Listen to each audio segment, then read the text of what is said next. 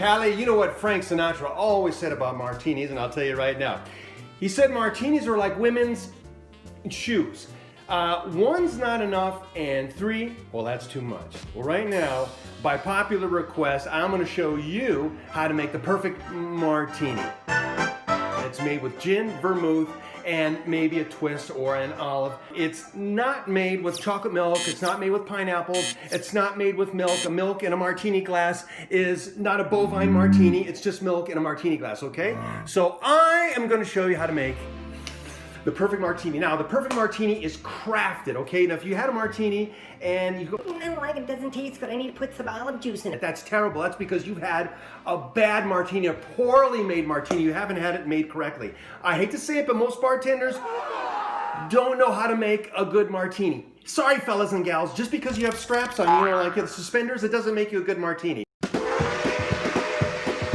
First ingredient, gin. It's not vodka. It's not vodka. I know a lot of people say, Well, I want a vodka martini. there's no such thing. As a matter of fact, it's called a kangaroo. Back in the early days, they had a ton of vodka. Why did they have a ton of vodka? Because it's cheap and it's made out of potatoes. So a lot of bartenders going, how about a vodka martini? Well, it's called a kangaroo. But today, we're going to do the gin martini. You're going to say, Dan, What kind of gin am I going to use? well, I'll show you what kind of gin you're going to use. This is called Plymouth gin.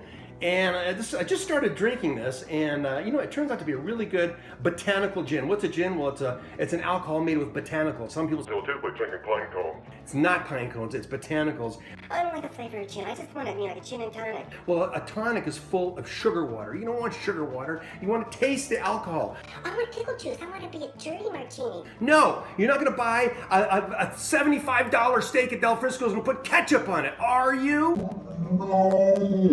First thing you want to do, now I'm going to make it one martini, just one, for me.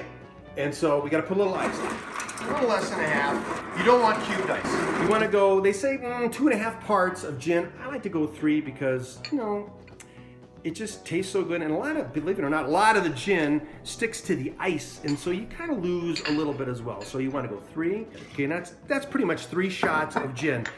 Now let's talk about the dry martini. I know it's hip when people say, Oh, I want it so dry. I just want to whisper the words of vermouth. no, that's stupid. It's okay to have a little vermouth. Fortified wine, that's all this is. It smells very good, it's very fresh. You want to keep it in the refrigerator when you're done, all right? And I'm gonna go maybe a half a shot, maybe, boom. It's okay, you don't need a ton of it. So you want to get your stir stick made of stainless steel, you stick it in there.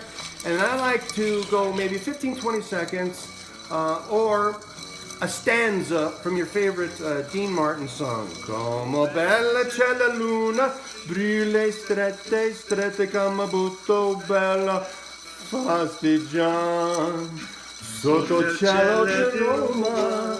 That's about 15 or 20 seconds. That's all you need.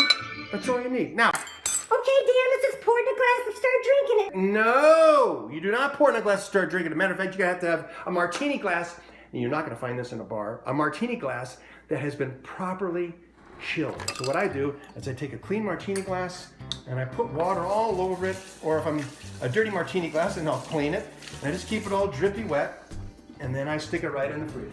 You set it down, sometimes it just starts sailing around by itself. It's beautiful. That's where you want to put your martini in, okay? You're not gonna get this in a bar. You're not gonna get it at your friend Louie's house watching the Bronco game.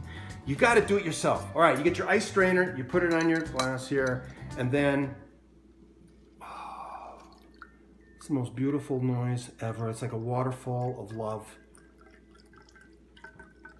Oh my goodness, listen to that. Listen to that. I'm telling you, crafting the perfect martini, it's heavenly. It's an experience. Half the fun is actually crafting it yourself.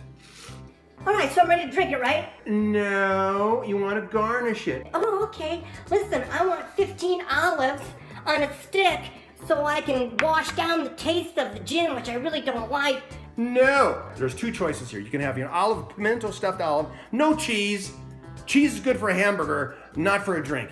But you could either have a twist of a lemon twist, not a lemon slice, not a lemon wedge. Please tell your bartender that. And if you have a good bartender, he or she's gonna know what you're talking about. It's just the essence of lemon. Oh my gosh. Here, smell it. Smell it. Isn't that good? Oh, it smells delicious. Okay. So then I like to do for presentation is just kind of twist the lemon, peel, and you kind of squeeze it a little bit. I don't know if you can see it or not, but you can see the lemon oil coming out from the peel. Just a little bit, that's all you need. Now you could drop that in there, but I don't think I'm going to because I prefer the pimento stuffed olive. Boom.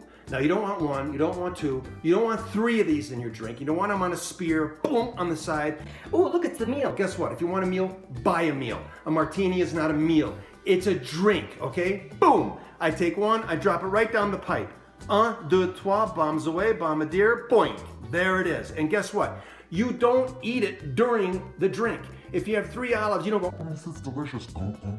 No, you want that's like at the end. It's like the dessert for the perfect martini. You want to hold the drink by the stem, just like a glass of wine, but wine's for sissies. All right, you take this, and now you're ready to toast. And I like to toast. Here's to the holidays, all 365 of them. See you next time, Pally.